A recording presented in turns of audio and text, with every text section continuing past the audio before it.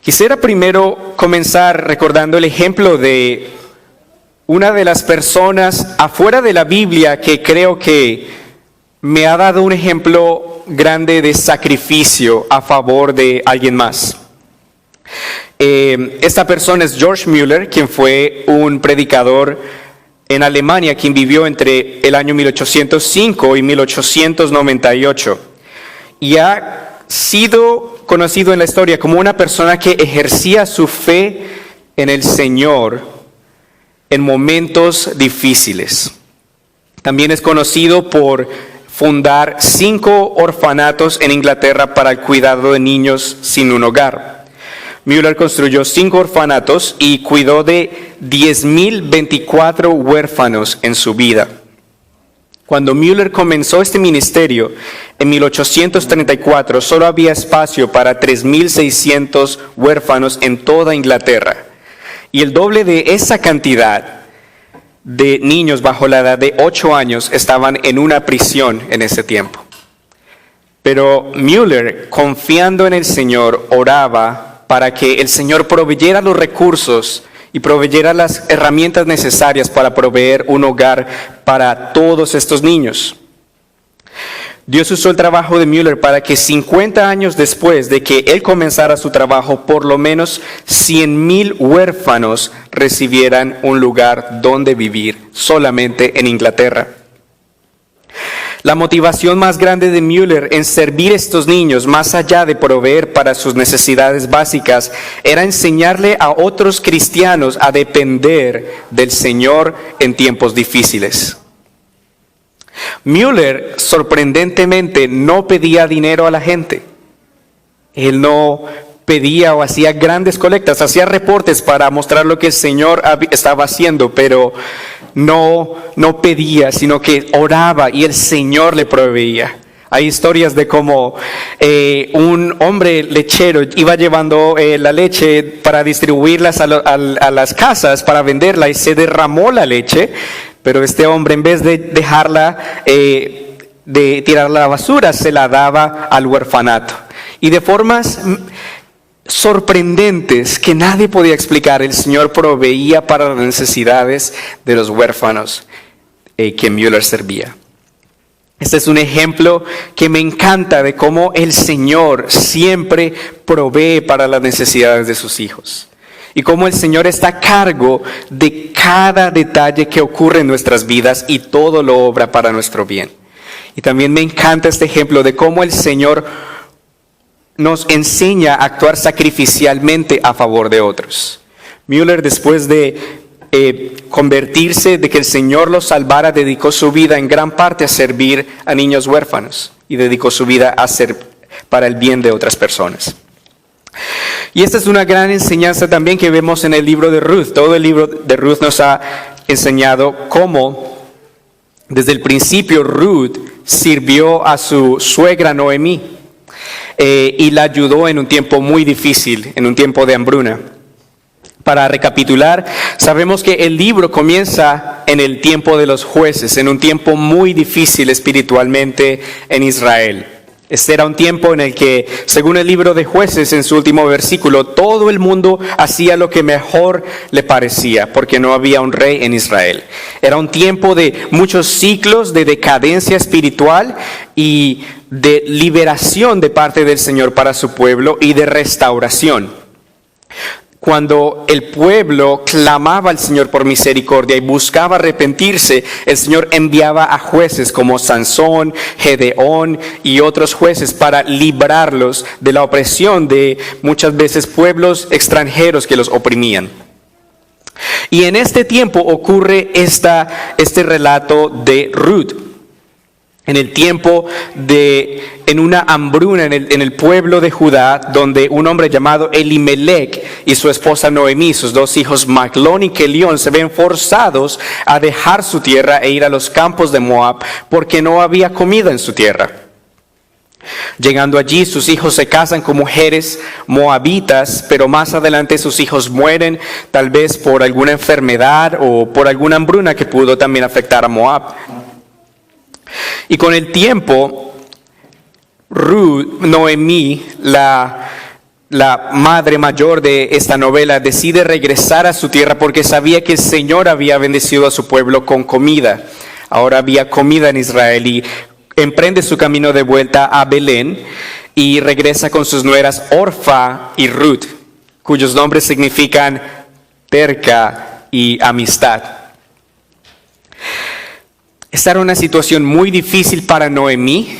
Noemí había dejado su tierra, pero ahora regresaba viuda, regresaba sin hijos y regresaba sin ninguna propiedad. Regresaba con las manos vacías. Y esto no era fácil para una mujer en aquel tiempo. En una economía agrícola donde se necesitaba trabajar, labrar la tierra para poder proveer el pan de cada día, y sin tener un hombre que la cuidara y que cuidara de sus nueras, Noemí estaba en una situación muy vulnerable. Noemí sabía también que para sus nueras iba a ser muy difícil vivir la vida como extranjeras y como mujeres viudas en Israel. Por eso les dice a sus nueras que se regresen a su país con sus dioses y con sus familias. Y Orfa se regresa a su tierra, pero Ruth muestra gran lealtad a Noemí. Tal vez una de las muestras de lealtad y amistad más grandes en toda la Biblia, como ella lo dice en el versículo 16 y 17 a su suegra Noemí. Ruth le responde a Noemí: no me pidas que te deje y me aparte de ti. A donde quiera que tú vayas, iré yo. Donde quiera que tú vivas, viviré. Tu pueblo será mi pueblo, y tu Dios será mi Dios. Donde tú mueras, moriré yo, y allí quiero que me sepulten. Que el Señor me castigue, y más aún si acaso llego a dejarte sola. Solo la muerte nos podrá separar. Son palabras muy hermosas de una lealtad y un compromiso muy grande de Ruth por el bienestar de Naomi. Tal vez nos recuerda el compromiso que Dios tiene con nosotros por nuestro bienestar. Nunca se apartó Ruth de Naomi y confesó al Dios de Israel como su Dios. Tuvo fe en el Señor y siguió el camino con Noemí a Israel. Sabemos que más adelante Noemí regresa y la gente la reconoce, pero Noemí tenía un semblante probablemente triste y decía: ya no quiero que me llamen Noemí, que significa placentera, sino quiero que me llamen Mara o amarga. Porque ella sentía que el Señor se había puesto en su contra y sus aflicciones venían del Todopoderoso. Es posible que ella pensara que estaba incurriendo la disciplina del Señor por ella y su familia irse a vivir a Moab, a una tierra que no era la tierra de Israel. Naomi estaba triste y sentía que la mano del Señor estaba en su contra. Pero, sin embargo, vemos que el Señor está en control de cada detalle de la historia y de lo que va pasando y transcurriendo. No es una coincidencia que Naomi y Ruth llegan a Belén en el tiempo de la cosecha de la cebada.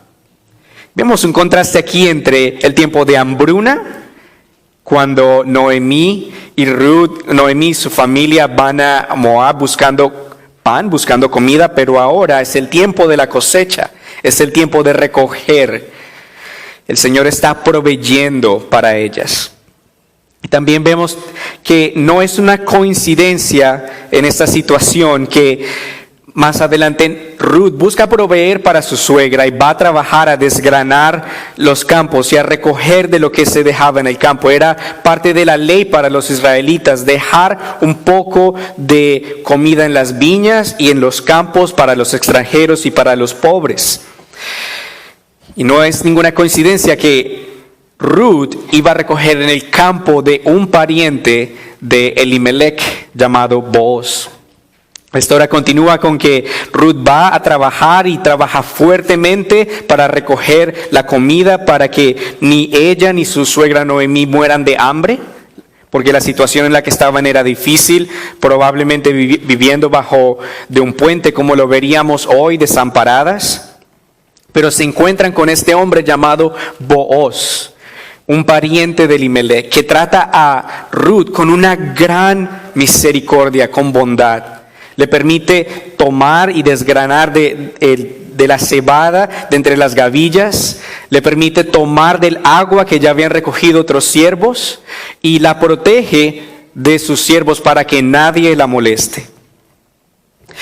Sabemos que Ruth se humilla ante él reconociendo cómo puede que me trates así si yo soy una extranjera. Ruth reconoce que esto es gracia que ella no merece, que el Señor le estaba mostrando a través de Booz. Y en el versículo 20 del capítulo 2 vemos que Noemí comienza a entender que el Señor no se ha alejado de ellas. Cuando ella dice que el Señor lo bendiga, hablando de Booz, el Señor no nos ha retirado la bondad que mostró hacia nuestros muertos. Tal vez en medio de la lucha, de la dificultad, Noemí comenzaba a ver un rayito de luz y una esperanza que el Señor le proveía de ver que el Señor no les había abandonado. Y más adelante Noemí, como la doctora Corazón que era, comenzó a hacer un plan muy atrevido para decirle a Ruth que se fuera en la noche y alzara el manto de Booz y se acostara a sus pies para prácticamente proponerle matrimonio. Y decirle a Booz que protegiera a esa sierva suya bajo su manto porque él era su pariente cercano. Aquí ocurría algo importante, un concepto importante en toda la Biblia, que es el de la redención. En Deuteronomio 25 y en Levítico 25, el Señor nos explica que cuando un pariente moría o vendía unas tierras, un pariente cercano o un pariente redentor podía comprar esas tierras para regresarlas a la familia. Porque la voluntad de Dios es que la tierra en Israel debía ser asignada a las familias que el Señor se las concedió. Y la distribución de la tierra o las riquezas debía permanecer equitativa entre el pueblo. Las tierras le pertenecían a Dios y el Señor se las daba por un tiempo a quien se las asignaba. Y podían ser rescatadas o compradas a un precio para ser regresadas a su familia en el año del jubileo o antes. También, como parte de la redención, había algo que se llamaba el matrimonio por levirato. Si un hombre moría, por ejemplo, y no dejaba una descendencia o hijos, si tenía un hermano, ese hermano tenía la responsabilidad de extender la descendencia de su hermano difunto por medio de la esposa viuda que dejó. Y este Booz era entonces un pariente cercano de Elimelech, quien podía tomar a Ruth como esposa para extender la descendencia de su difunto esposo Maglón. Ahora, entonces Ruth le decía a Booz prácticamente con este acto: rescátame, tómame como esposa. Y Booz, siendo el hombre correcto, el hombre de Dios que era, reconoció que había alguien antes de él que podía redimir a Ruth y que debía tener, que ese otro pariente redentor tenía el derecho antes que Booz. Y se presentó y habló con este pariente redentor para pedirle o sugerirle que ejerciera el derecho de redimir el terreno y de redimir a Ruth y Noemí. Y aquí encontramos el corazón de todo el libro, en el capítulo 4, donde Booz, sabiendo que quería casarse con Ruth, pero que debía redimir las tierras, llama a todos los ancianos de Belén y en las puertas de la ciudad le dice: te sugiero que compras las tierras de Noemí. Y este pariente muy astutamente decía: sí, las compro. Porque para él podría ser conveniente que si Noemí no tenía un heredero y si compraba las tierras, esas tierras iban a pasar de ser de su posesión. Pero Booz le advierte y le dice: tienes que leer la letra chica. Si compras las tierras, debes también entonces tomar por esposa a Ruth la Moabita. Y entonces ahí este pariente se alarma y dice, no, te cedo mis derechos, porque no quiero poner en riesgo mi heredad. Este pariente sabía que si tomaba a Ruth por esposa y le daba un heredero, toda la herencia que era suya y lo que habría de tomar, las tierras que habría de comprar para devolverse a la familia de Elimelech, no serían propiedad suya, sino que serían ahora propiedad del heredero de Maclón. No sería su propiedad. Es decir, no quería arriesgarse, no quería pagar el precio sacrificial por el beneficio de la familia de Noemí. Pero Booz sí se arriesga. Y Booz sí decide comprar las tierras y también decide tomar a Ruth por esposa. Y es aquí donde vamos a retomar la lectura de la palabra en los versículos 9 al 22. Por favor, acompáñenme a leer Ruth 4, 9, 22. Me voy a enfocar en los versículos 13 al 22. Entonces Booz les dijo a los ancianos y a todo el pueblo: ustedes son testigos de que hoy le compro a Noemí todo lo que fue de su esposo Elimelech y de sus hijos Kelión y Maclón.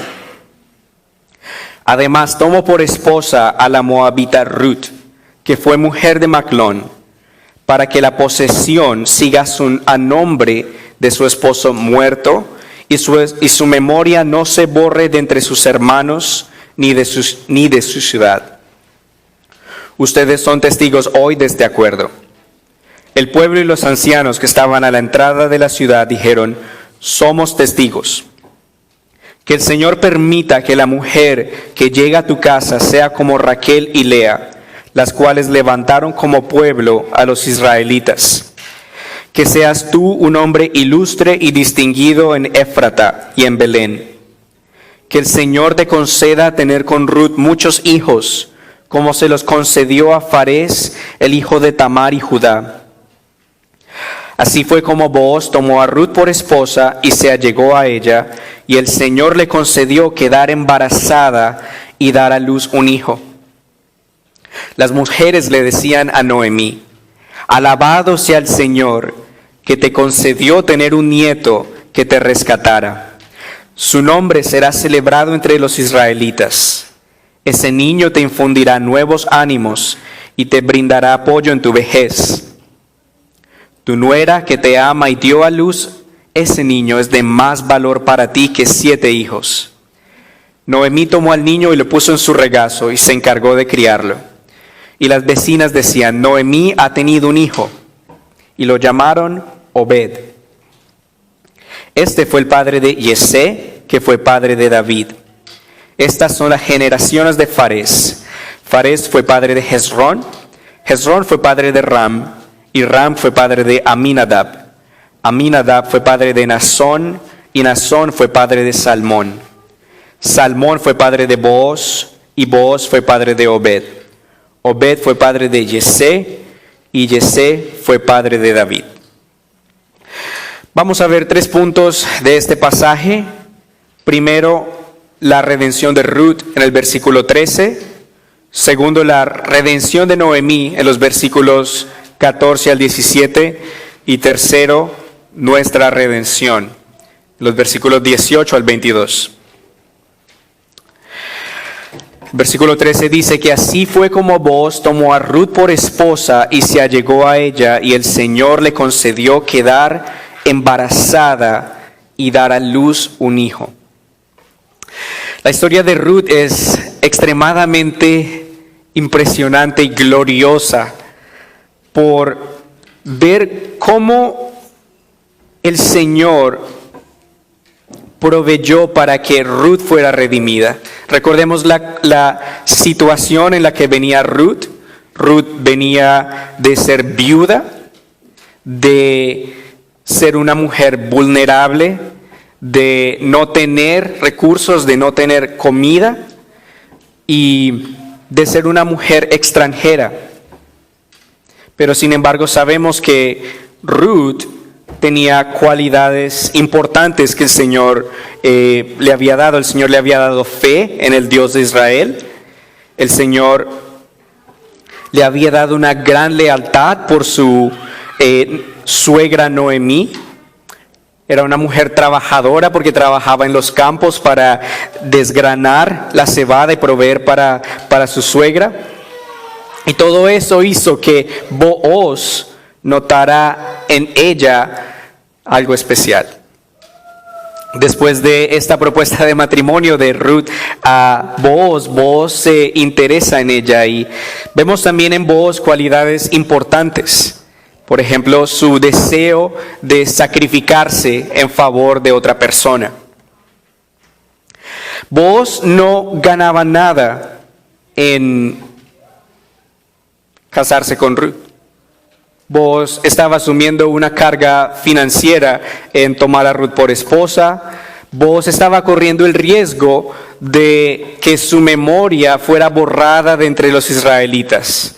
Porque aquel hijo que él le daría a Ruth sería el descendiente de Maclón. La descendencia que continuaría sería la descendencia de Maclón y de Elimelech, no de Booz. Pero Booz se arriesgó y tomó a Ruth por esposa. Booz asumió el costo de tomarla como esposa, de comprar la heredad y de también ceder esa heredad para el heredero.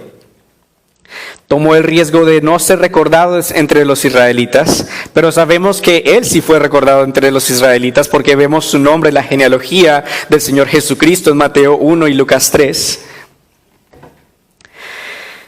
Pero aún así este hombre Booz fue sacrificial y decidió tomar a Ruth por esposa. Y el Señor le concedió a Ruth quedar embarazada y dar a luz un hijo. Este amor sacrificial es un reflejo que apunta hacia nuestro Señor Jesucristo. Porque Jesús también fue sacrificial por nosotros. Aunque nosotros éramos pecadores, aunque podemos asociarnos como Ruth y ver que como Ruth somos necesitados de su gracia, que estábamos sucios por nuestro pecado, necesitados de Él, hambrientos de justicia, el Señor nos amó y tuvo compasión y misericordia de nosotros. Aunque como Ruth no teníamos que ofrecerle a Jesús, Jesús nos amó y decidió humillarse por nosotros a nuestro favor. Filipenses 2, 1 al 11 nos dice que Jesús, no teniendo en cuenta el ser igual a Dios como algo que aferrarse, se despojó a sí mismo y tomó la forma de un siervo, y haciéndose semejante a hombre, se humilló y fue obediente hasta el punto de muerte y muerte de cruz. Y por eso Dios lo ha exaltado y le ha dado un nombre que es sobre todo nombre, para que toda rodilla se doble ante Él y toda lengua confiese que Jesucristo es el Señor, para gloria de Dios Padre. Jesús es representado aquí por Booz, porque Booz decidió hacer algo, decidió sacrificarse en favor de alguien más. Jesús también se sacrificó por nosotros. El Señor también vino a este mundo, haciéndose hombre, para morir por nosotros en una cruz. Nuestro Señor Jesús, por amor, decidió tomar la cruz que merecíamos nosotros y tomar nuestro castigo en la cruz. Y por eso podemos alabarle y agradecerle por ese sacrificio que Él dio por nosotros. Porque Él es nuestro Redentor. Porque Él tomó nuestro lugar en la cruz. Porque Él pagó el precio de su sangre y de su vida para el perdón de nuestros pecados. Porque nosotros no podíamos pagar ese precio, pero Jesús lo pagó. Porque Jesús nos amó y nos compró con su sangre. Ruth fue redimida por un amor sacrificial, por un amor bondadoso hacia ella que ella no merecía, así como nosotros hemos sido redimidos por nuestro Señor Jesucristo. El Señor le concedió quedar embarazada y dar a luz un hijo, y es maravilloso cómo el Señor tomó su condición de ser viuda y no tener hijos, ahora el Señor concederle un hijo. Vemos acá más rayos de esperanza en el Señor proveyendo para ella y para su necesidad. Ahora en los versículos 14 al 17 vemos la redención de Noemí. Dice, las mujeres le decían a Noemí, alabado sea el Señor que te concedió tener un nieto que te rescatara. Su nombre será celebrado entre los israelitas. Ese niño te infundirá nuevos ánimos y te brindará apoyo en tu vejez. Tu nuera que te ama y dio a luz ese niño es de más valor para ti que 7 hijos.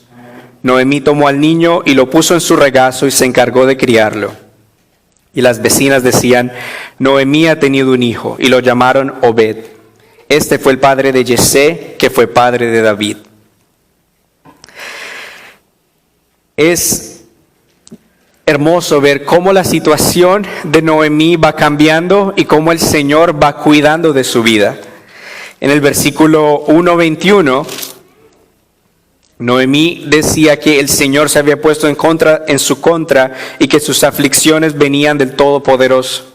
Noemí regresó de Moab también viuda y sin hijos, pero ahora prácticamente había recibido un hijo en adopción, o a este precioso niño Obed. Noemí podía ver ahora que todo lo que había pasado, el Señor lo estaba obrando para su bien y que el Señor tenía un buen propósito en todo lo que había ocurrido. Este niño ahora sería alguien que la rescataría, cuyo nombre también sería celebrado entre los israelitas. Sería un niño que le infundiría nuevos ánimos y le brindaría apoyo en su vejez. El nombre Obed significa servidor.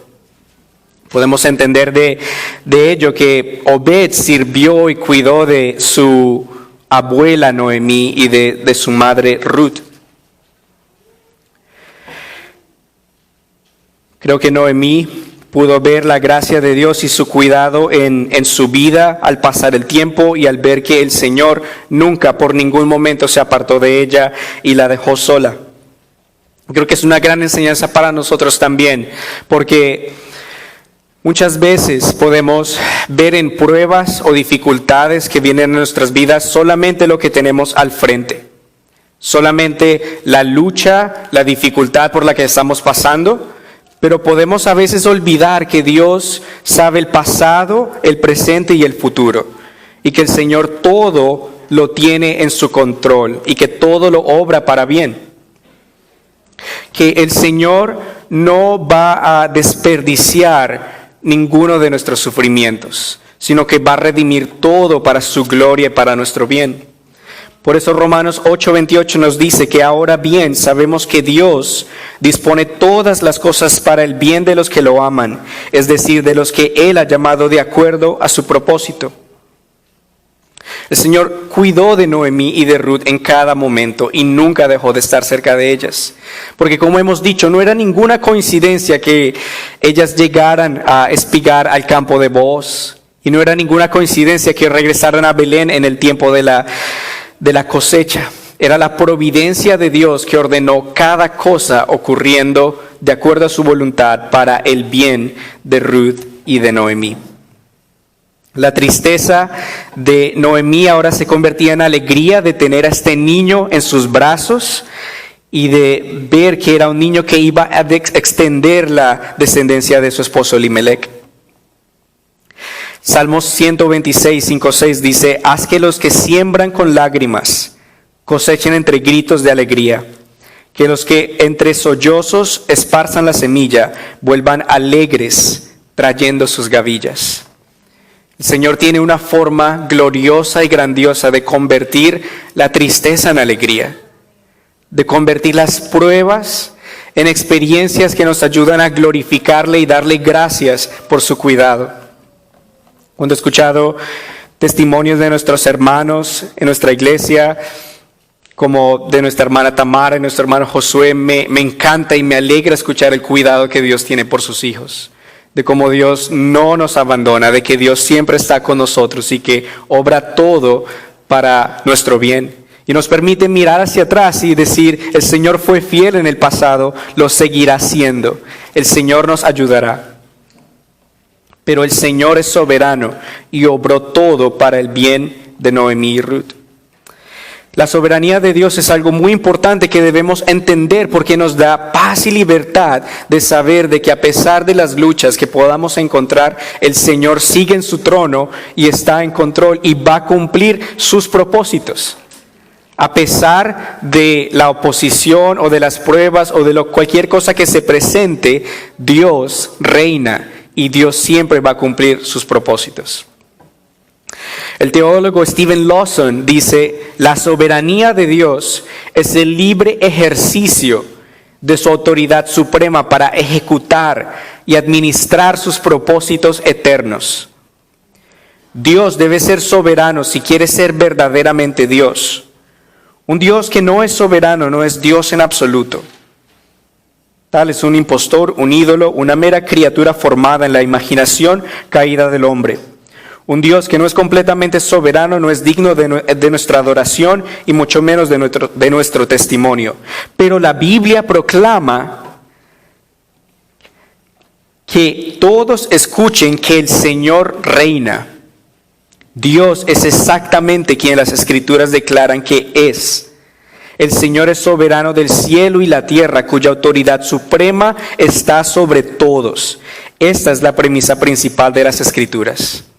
Al Señor no se le escapó de las manos la viudez de Ruth y Noemí, la hambruna que había llegado a Israel. El Señor estaba en control de todo y todo Él lo iba orquestando en el trasfondo para cumplir sus propósitos. Y el gran propósito de este libro es ilustrarnos de una manera muy práctica la redención y la redención más grande que iba a venir en el futuro. La redención la entendemos aquí como el pago por un rescate, un pago para salvar a alguien o rescatar a alguien de una condición. Entiéndase, por ejemplo, cuando alguien es secuestrado y se paga un rescate por esa persona, por la liberación de esa persona. Allí vemos el concepto de la redención. Se redime a una persona de un estado de cautividad. Aquí vemos que Booz pagó un precio por comprar los terrenos que eran de la familia de Elimelec para regresárselos a Elimelec y a su familia, y compró a Ruth para sacarla de un estado de pobreza y de viudez y para tomarla como su esposa. Y vemos más adelante que también en toda la Biblia hay un precio que se debe pagar para nuestra salvación. Hay un precio que se debe pagar para nuestra redención. En toda la Biblia vemos cómo un animal tenía que ser sacrificado y cuya sangre tenía que ser derramada para cubrir los pecados del pueblo. Y esa sangre era aceptada por Dios para cubrir los pecados del pueblo. Porque la Biblia nos enseña que sin el derramamiento de sangre no hay perdón de pecados. Pero todo esto, como hemos dicho, apunta hacia una redención aún mucho más grande que la de Booz hacia Ruth. Apunta hacia la redención de nuestro Señor Jesucristo por nosotros, o nuestra redención. En los versículos 18 al 22 vemos una genealogía. Y tal vez cuando uno lee las genealogías, sobre todo las de crónicas o de esos libros largos, y uno se pone a pensar, ¿para qué están todos estos nombres acá? Pero tiene una función muy importante. Primero, nos está mostrando acá que hay una esperanza. El libro comenzó con muerte, con la muerte de Maglón y Kelión y Elimelec, pero termina con una descendencia que se extiende por muchos años. Hay una esperanza, el Señor no ha abandonado a su pueblo. Y también nos enseña que hay un descendiente muy importante que va a venir de esta familia. Va a venir de esta familia un gran redentor, no solamente para los judíos, sino para los moabitas y para todas las naciones, cuyo nombre es Jesucristo. Es interesante ver también en esta genealogía y en relación a nuestra redención, que en esta familia, desde Farés hasta David, habían personas con muchos problemas e enfermedades como nosotros. Por ejemplo, aquí se nos presenta a Farés, quien fue padre de Hezrón. Y este Farés es el mismo de quien se habla en el versículo 12, cuando dice que el Señor te conceda tener con Ruth muchos hijos, como se los concedió a Farés, el hijo de Tamar y Judá. Farés era hijo de la relación incestuosa entre Judá y su nuera Tamar, porque Judá no le dio a Tamar el hijo que debía darle para que Tamar pudiera tener un hijo. Judá tenía un hijo llamado Selá, que tenía que dárselo a Tamar para que ella pudiera tener un hijo. Pero Tamar, en un acto de desesperación, concebió un hijo por medio de su suegro Judá. Acá también entre estas personas están Salmón, quien por medio de Rahab, la prostituta, quien ayudó a los espías israelitas antes de la conquista, tuvo a Booz. Y también vemos aquí a la extranjera Ruth. Es decir, que en la genealogía de David y de Jesús hay gente como nosotros. Hay gente muy imperfecta y hay gente también necesitada del Señor como nosotros. Lo que nos da una esperanza que este Redentor que va a venir de este linaje no vino por los justos, sino por los pecadores como nosotros. Gloria a Dios por eso. En esta genealogía hay personas conocidas como Farés, quien tuvo una larga descendencia, como Nazón, quien fue uno de los líderes de la tribu de Judá en el tiempo de Moisés, cuando el tabernáculo estaba en el desierto. Y está Booz. Booz está en la posición séptima en esta genealogía, que se le reservaba a una persona con honor. No están todas las personas entre todo este periodo de tiempo de más de 800 años, pero aquellos que el autor quiso resaltar como las personas más importantes en esta genealogía. También si ustedes leen los capítulos 1 de Mateo y 3 de Lucas, pueden ver que todas estas personas están en la genealogía o en la familia de nuestro Señor Jesucristo. Este libro, algunos creen que fue escrito para afirmar o para respaldar el reinado de David, para afirmarlo, porque había gente que se oponía también a David como rey. Pero querían poner este libro para mostrar que el reino de David era algo bendecido por Dios. Pero más allá de eso, sabemos que servía para mostrarnos la figura redentora de nuestro Señor Jesucristo. Sabemos que el rey David fue más adelante coronado, de que él fue instituido como el segundo rey de Israel, el rey más popular en toda la historia de Israel.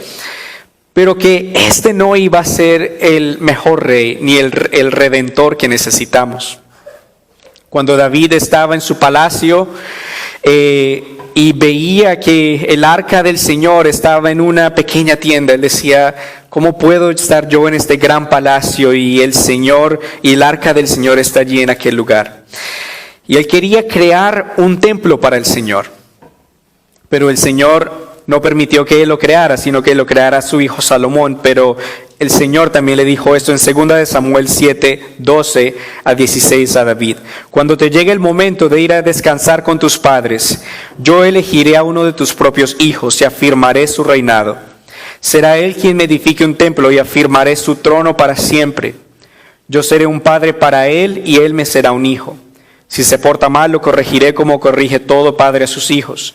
Pero jamás le negaré mi misericordia, como se la negué a Saúl, a quien quité de tu presencia. Tus descendientes vivirán seguros y afirmaré tu trono, el cual permanecerá para siempre. De David vendría alguien cuyo trono permanecería para siempre.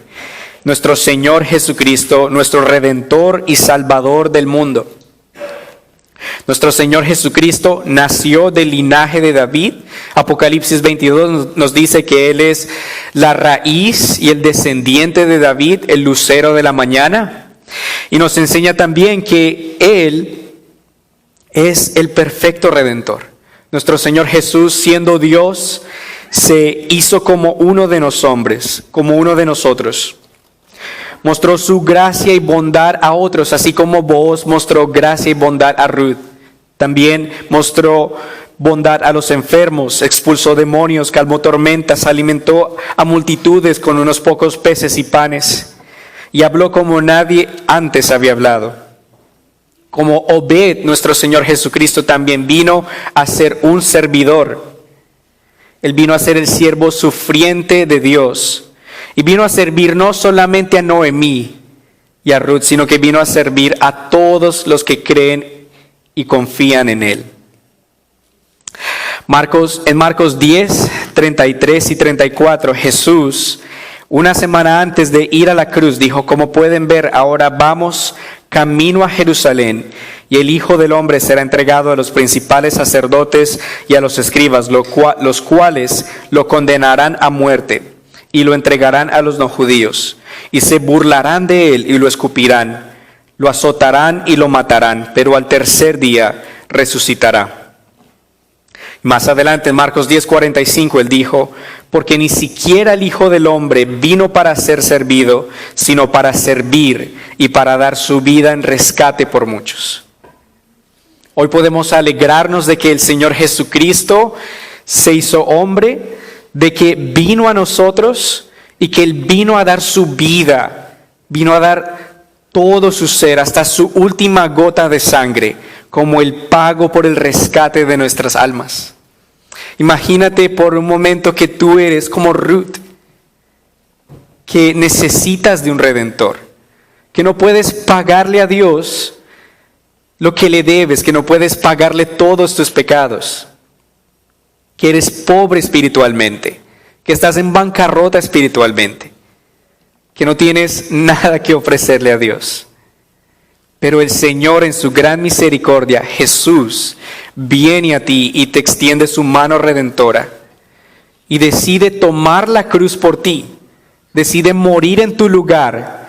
Cuando eras tú quien merecías morir allí en esa cruz, fue Jesús quien decidió morir por ti y pagar hasta con su última gota de sangre por todo tu pecado y perdonarte y comprarte como su esposa. Así como Booz tomó a Ruth como esposa, el Señor nos toma a nosotros, su iglesia, como su esposa. Y por su sangre nos ha comprado y nos ha lavado de todo pecado y nos ha justificado y nos ha hecho hijos de Dios, para que seamos hoy parte de su familia. Y el Señor ahora también nos ha devuelto lo que habíamos perdido por nuestro pecado. Por su redención nos ha devuelto también comunión con el Padre. Nos ha hecho hijos de Dios, nos ha llamado como unos de los suyos, nos ha rescatado, nos ha redimido de nuestro pecado. Y por ello solo podemos alabarle, darle gracias y amarlo, porque Él es nuestro Redentor. Jesús no solamente como Booz redimió a Noemí y a Ruth y a sus tierras, sino que ha redimido a un pueblo de toda tribu, de toda lengua y de toda nación. Algún día en el paraíso podremos alabarle y agradecerle por ser aquel cordero que fue inmolado por nosotros y que quitó nuestro pecado. Podremos ver a hermanos de toda tribu, lengua y nación adorándole a Él, porque nos redimió y nos compró al precio de su sangre. Ahora quisiera finalizar con algunas preguntas para ayudarnos a reflexionar, hermanos. Como en el ejemplo de Ruth y de Noemí, creo que podemos aprender a servirnos y amarnos unos a otros, ayudarnos en tiempos difíciles, ayudarnos en tiempos de escasez, a también sonreír juntos, a alegrarnos juntos, pero también a llorar juntos. Estamos como hermanos sirviéndonos, doliéndonos juntos, pasando los momentos duros juntos, alegrándonos juntos, así como Ruth pasó con su suegra Noemí. Recordémonos que nos tenemos unos a otros como familia y debemos servirnos unos a otros, así como nuestro Señor Jesús nos ha amado y servido. También en tiempos de dificultad y de lucha, tiendes a angustiarte o a pensar en qué habrá de traer el mañana. Les confieso que muchas veces mi primera reacción cuando me encuentro en una situación en la que siento cómo voy a salir de esto, cómo puedo solucionar este problema que no me esperaba. Muchas veces mi primera reacción humana es preocuparme, Pero creo que el Señor nos enseña en todo este libro de que debemos confiar en su soberanía y en su poder para cuidar de nosotros. De que Él no nos desamparará. Él dijo, nunca te dejaré y nunca te abandonaré. Por eso podemos siempre mantener nuestra mente en Él y nuestra mirada fija en Él, de que Él nos sostendrá y nos ayudará. La próxima vez que venga la preocupación o la prueba a tu vida, encomienda tu vida a Dios, porque Él proveerá y te ayudará. Y por último, ¿es Jesús tu Redentor? ¿Has confiado en el Señor Jesucristo como tu Salvador y Redentor de tu alma? Como Ruth en los capítulos pasados, te has humillado delante de Él para que Él te redima y te salve.